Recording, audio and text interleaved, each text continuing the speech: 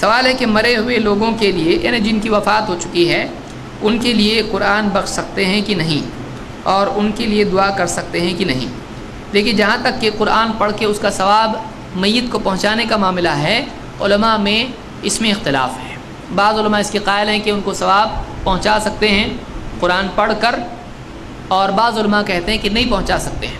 جو علماء کہتے ہیں کہ نہیں پہنچا سکتے ہیں ان میں امام شافعی رحمۃ اللہ علیہ بھی ہیں، وہ کہتے ہیں کہ نہیں پہنچا سکتے، پہنچتا ہی نہیں، قرآن پڑھ کے کسی کو بخشنا یہ صحیح نہیں ہے، امام شافعی کہتے ہیں۔ امام ابن کثیر نے اس کو ذکر کیا ہے تفسیر ابن کثیر میں، وَأَلَّيْسَ لِلْإِنسَانِ إِلَّا مَا سَعَىٰ کی تفسیر میں، کہ آدمی کے لیے وہی ہے جس کی اس نے خود کوشش کی، آدمی اسی چیز کا مالک ہے جس کی اس نے کوشش کی۔ اس آیت کے ضمن میں انہوں نے بات کہی ہے۔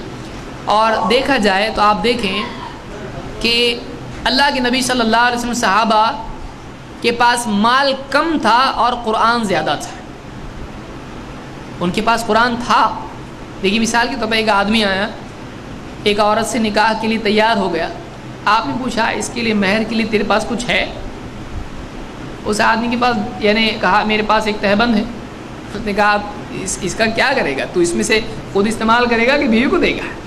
یعنی اس کے پاس کچھ بھی نہیں ہے۔ کہا جا اپنے گھر میں جا کے ایک انگوٹھی صحیح ڈھونڈ کے لا مہر میں دینے کے لیے۔ وہ گھر میں گیا، ڈھونڈا ڈھونڈا ڈھونڈا، کچھ بھی نہیں ملا، واپس خالی ہاتھ۔ کہا اللہ کے رسول نہیں ہے، کچھ بھی نہیں ہے۔ آپ نے کہا تیرے پاس کچھ قرآن ہے؟ انہوں نے کہا کہ ہاں میرے پاس ہے، یہ صورت یہ صورت یہ صورت مجھ کو یاد ہے۔ آپ نے کہا ٹھیک ہے، میں نے اس کا نکاح یعنی تجھ کو تیرے نکاح میں اس کو دے دیا اس قرآن کے عوض، یعنی تو اس کو قرآن سکھائے گا۔ مزدوری بھی مہر بن سکتی ہے، جیسے موسیٰ علیہ السلام کے لیے بنی تھی۔ سورہ قصص آپ دیکھیں، آپ کو تفصیل ملے گی اس میں۔ تو میں یہ کام کروں گا، یہ بھی مہر بن سکتا ہے۔ آدمی کی ایکٹیویٹی بھی مال ہوتی ہے، اسی لیے کسب اللہ نے اس کو کہا ہے۔ تو وہ صحابی ہیں، ان کے پاس مال نہیں ہے، ان کے پاس قرآن ہے۔ لیکن کیا آپ کو کوئی ایسے صحابی ملتے ہیں جنہوں نے اپنی کسی یعنی فوت شدہ کے لیے قرآن پڑھ کے بخشا ہو؟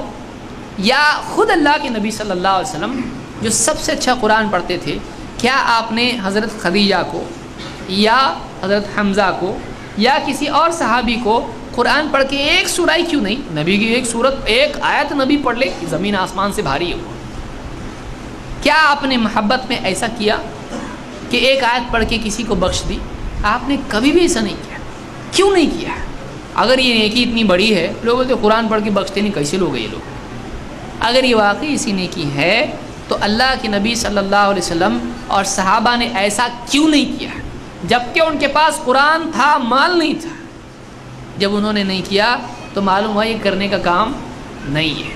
اسی لیے ہم کہتے ہیں کہ اللہ کے رسول صلی اللہ علیہ وسلم اور صحابہ نے داعیہ اور موقع ہونے کے باوجود جو کام نہیں کیا اس سے بچنا چاہیے، کیونکہ اگر واقعی کرنے کی چیز ہوتی، نیکی ہوتی تو ان سے نہیں چھوٹتی۔ یعنی آپ یہ کہنا چاہتے ہیں یہ بہت بڑی نیکی ہے، لیکن اللہ کے رسول نے بھی یہ نیکی نہیں کیے اور صحابہ نے بھی نہیں کیا، حالانکہ ان کو قرآن یاد تھا۔ آپ غور کریں اندھیرے میں بیٹھ کے اس پہ، آپ کو سمجھ میں آئے گا کہ کیا ہے یہ، کیا سوچ رہے ہیں۔